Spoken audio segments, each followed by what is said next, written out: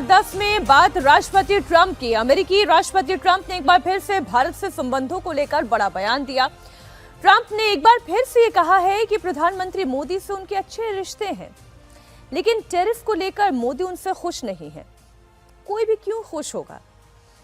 जितना tariff Donald Trump impose कर चुके हैं और जितना और इंपोज करने की बात करते हैं, जो बार बार रूसी तेल को लेकर वो भारत को नसीहत देना चाहते हैं लेकिन फिर भी कुछ नहीं कर पाते हैं, इस बात को लेकर तो चिंता उन्हें भी सता ही रही होगी कि आखिर ऐसी क्या हस्ती है भारत की कि झुकता नहीं। इस बीच अमेरिका में प्रधानमंत्री मोदी को बड़ा सपोर्ट मिला। अमेरिकी सिंगर मैरी मिल्बेन ने बड़ा बयान दिया। मैरी मिल्बेन ने कहा कि मोदी के लिए ट्रंप के दिल में बहुत सम्मान है, लेकिन ट्रंप को अमेरिका में ही गलत सलाह दी जा रही है। उन्होंने एक पोस्ट पर यह भी लिखा कि पीएम मोदी को ट्रंप को लेकर विपक्ष को जवाब देने की जरूरत नहीं है। पीएम मोदी आगे बढ़ते रहें और भारत के सर्वोत्तम हित में सेवा करना जारी रखें। ट्रंप को लेकर अमेरिका की पूर्व एनएसए का भी बयान है, वो भी मैं आपको सुनाऊंगी, लेकिन पहले ट्रंप का जो ताजा बयान है वो आप सुन लें। The Apache helicopter. I mean, I had India coming to me, sir. I've been waiting 5 years. We're changing it. We're changing it. India ordered 68 Apaches, and Prime Minister Modi came to see me. Sir, may I see you, please? Yes. I have a very good relationship with him. He's not that happy with me because, you know, they're paying a lot of tariffs now because they're not doing the oil, but they are. They've now reduced it very substantially, as you know, from Russia. We're getting rich because of tariffs, by the way. I hope everyone understands that. अच्छा, Trump के इस बयान पर America के पूर्व राष्ट्रीय सुरक्षा सलाहकार जॉन बोल्टन का रिएक्शन भी आया। जॉन बोल्टन ने तो यहां तक कह दिया कि ट्रंप को अमेरिका के हित की कोई रणनीतिक समझ है ही नहीं, बस उनके दिमाग में टैरिफ और तेल बेचने का जुनून है।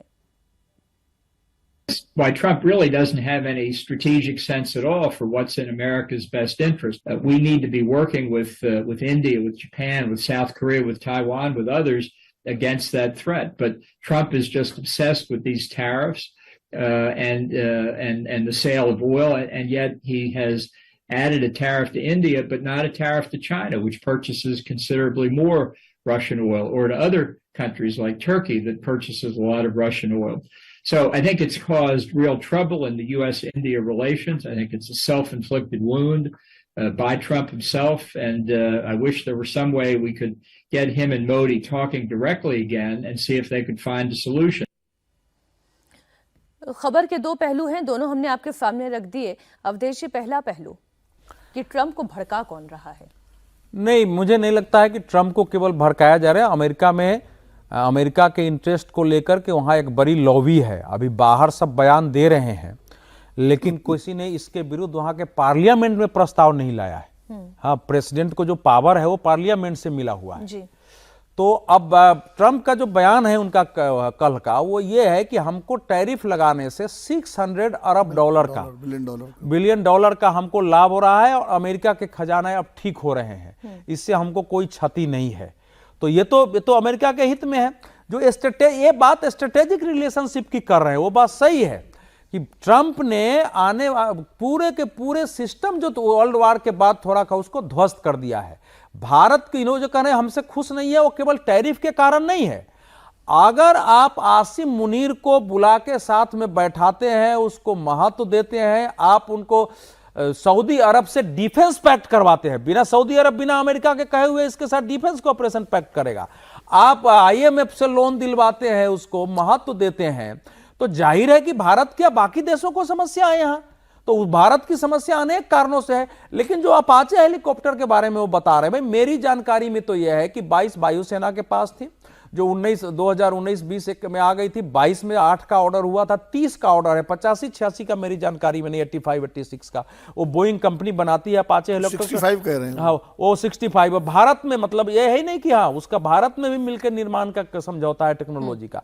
तो जो कुछ जॉन बोल्टन कर रहे हैं वो अमेरिका के लॉन्ग टर्म इंटरेस्ट में है। जो 2000 से का जो सिक्योरिटी घोषणा थी वहां की कि भारत एक लॉन्ग टर्म स्ट्रेटेजिक पार्टनर है, उनके साथ लॉन्ग टर्म किया जाए, हमको आने वाले समय में चीन को कंटेन करना है, सप्लाई चेन को कंटेन करना है, और पाकिस्तान को लगभग छोड़ा था।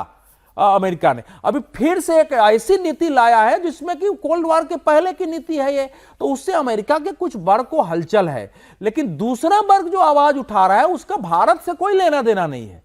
वो एक अलग इंटरेस्ट से इस समय वो आवाज उठा रहे हैं। वो सब ऐसा नहीं कि भारत के इंटरेस्ट में आवाज उठा रहे हैं, वहां की अपनी पॉलिटिक्स है, वहां की वो उसकी अपनी। अभी तक मैं तब मानूंगा जब अभी तक चाहे तो वो अमेरिकी, लेकिन सर बहुत से थिंक टैंक्स हैं जो इस वक्त भारत की तरफ से अमेरिका में बोल रहे हैं और वो ये कह रहे हैं कि ट्रम्प जो भारत के साथ जिस तरीके के विनोद जी रिलेशनशिप चल रहे हैं ये अमेरिका के इंटरेस्ट में नहीं है। अगर इसे इकोनॉमिकली भी देखा जाए, वो टैरिफ और इन सब से इतर, इन्होंने तेल की बात की, भारत तेल खरीद ही रहा है। नवंबर का डेटा है कि सबसे ज्यादा रूस से भारत ने तेल खरीदा। फिर अगर आप आईफोन के निर्माण की भी आप करें तो इस वक्त यूएस में बिकने वाले ज्यादातर आईफोन भी जो है वो मेड इन इंडिया के बैच के साथ हैं।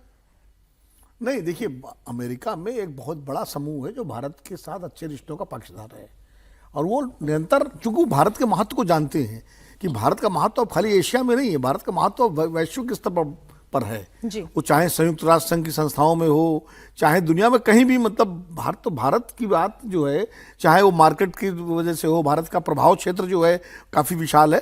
तो ये बात अमेरिका का थिंक टैंक कई और कई वहाँ की जो खासकर वो लोग जो पुराने अमेरिकन एडमिनिस्ट्रेशन में रहे हैं, वो चाहे ओबामा के एडमिनिस्ट्रेशन में रहे हो, चाहे क्लिंटन के एडमिनिस्ट्रेशन में रहे हो या जॉर्ज बुश के एडमिनिस्ट्रेशन में रहे हो, वो इस बात को जानते हैं कि भारत के साथ, इसीलिए जो अभी अवधेश जी भी कह रहे थे कि पाकिस्तान के साथ धीरे धीरे उन्होंने अपने रिश्ते कम करने शुरू कर दिए थे और ट्रंप के पिछले कार्यकाल में तो ट्रंप ने खुद पाकिस्तान को तरजीह देना बंद कर दिया था। लेकिन सर अगर ये है तो एक खबर मैं और जरा दर्शकों को बता दूं, यहां हमारे देश के नेताओं को फिर क्या हो जाता है, पृथ्वीराज चव्हाण को क्या हो जाता है जब वो ये कहते हैं कि डोनाल्ड ट्रंप यहां भारत आए और मोदी को उठाकर ले जाएं, उन्हें क्या हो जाता है? मुझे लगता है पृथ्वीराज चव्हाण को मैं बहुत गंभीर नेता मानता रहा हूं क्योंकि अच्छे मुख्यमंत्री रहे हैं, लेकिन इस तरह का बयान देकर के, वो हल्का बयान या मैं तो कहूँगा इस तरह का बयान देकर के वो क्या साबित करना चाहते हैं?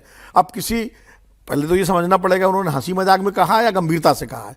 गंभीरता से कहा तो ये गंभीर बात है, और अगर हंसी मजाक में कहा तो भी ऐसी बात नहीं कहनी चाहिए, चाहे पृथ्वीराज चव्हाण हो चाहे कोई भी हो। मुझे बल्कि इससे बेहतर मैं ओवैसी के बयान को मानता हूं जिन्होंने कहा कि वो हाफिज सईद और जैश मोहम्मद के संस्थापक उसको मसूद अजहर को हम उठा लाएं। सर मैं पृथ्वीराज चव्हाण का बयान ही सुना देती हूं तो और ज्यादा बेहतर समझ में आएगा। बात क्यों कर रहे हैं? कांग्रेस की भारत विरोधी मानसिकता सामने आई, बीजेपी इस पर वापस पलटवार कर रहा है, लेकिन पृथ्वीराज चव्हाण ने वाकई में क्या बयान दिया है?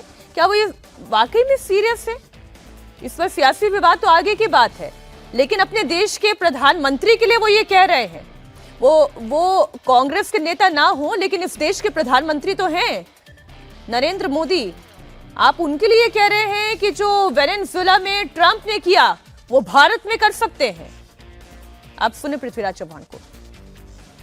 ये देखिए, बात यह है कि 50% टैरिफ से कोई व्यापार संभव नहीं है। यानी एक तरह से उन्होंने अमेरिका भारत का व्यापार पर, विशेषकर भारत से जो माल निर्यात होता है उसको बंद कर दिया है, टैरिफ लगाकर बंद कर दिया है, क्योंकि हम डायरेक्ट बंद नहीं कर सकते, इसलिए टैरिफ का इस्तेमाल किया है। अब भारत को सहन करना पड़ेगा, जो भी निर्यात अमेरिका को होता था उससे जो भी मुनाफा हमारे लोग कमाते थे वो नहीं मिलेगा। अब आपको दूसरे मार्केट ढूंढने पड़ेंगे, जिसकी कोशिश चल रही है। तो मैं समझता हूँ कि सिर्फ टैरिफ से कोई फर्क पड़ने वाला नहीं है, और 50% लगा दें, व्यापार तो पहले से बंद है, निर्यात तो हो नहीं रहा है, हो ही नहीं सकता।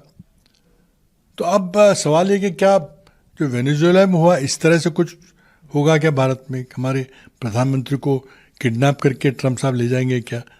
अब वही बात बची है बस। ये सीरियसली ही बोल रहे थे। नहीं, लेकिन वो ये नहीं कह रहे ले जाएं, वो कह रहे हैं क्या वो ये भी कर सकते हैं क्या? मतलब ये क्या मतलब है? लेकिन क्यों कहा उन्होंने? वो उन्होंने ट्रंप की नीति पर एक तरह से अटैक किया है कि भाई आपने टैरिफ लगा दिया, आप 100% टैरिफ लगा दोगे तो व्यापार नहीं होगा, लेकिन अब इसके बाद यही बचा है तो आप क्या ये करोगे क्या?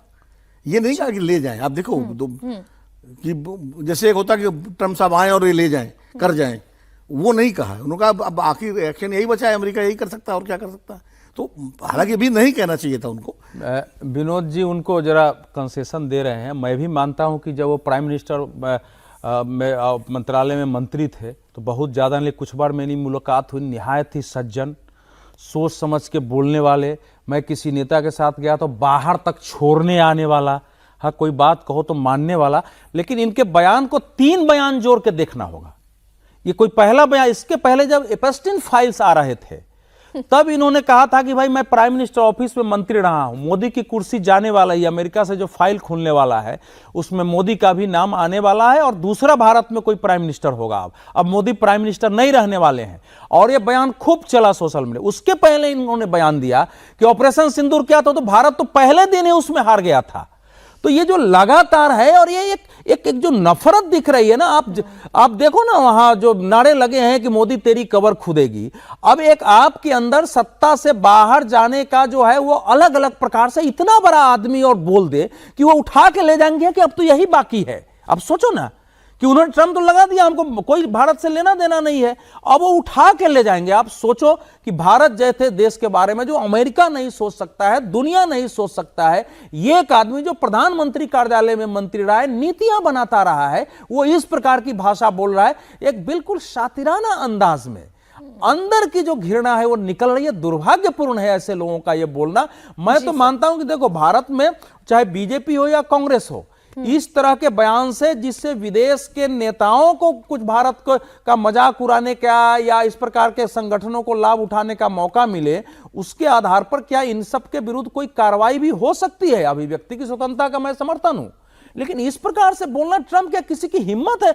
आखिर मोदी से विरोध हो सकता है, भारत के प्रधानमंत्री हैं, वेनेजुएला को राष्ट्रपति को उठा करके ले गया है, वो कोई एक व्यक्ति को नहीं ले गया है जो वेनेजुएला में ले गया। वो अलग बात है कि उनके यहां भी फूट है, तो जो ले जाएगा वो चाहे मनमोहन सिंह रहते हैं चाहे कोई रहता है उस समय। लेकिन अब मत भूलिए, इसी भारत के नेताओं में 150 से ज्यादा सांसदों ने पत्र लिख करके भेजा था कि मोदी का वीजा जो है जारी नहीं किया जाए।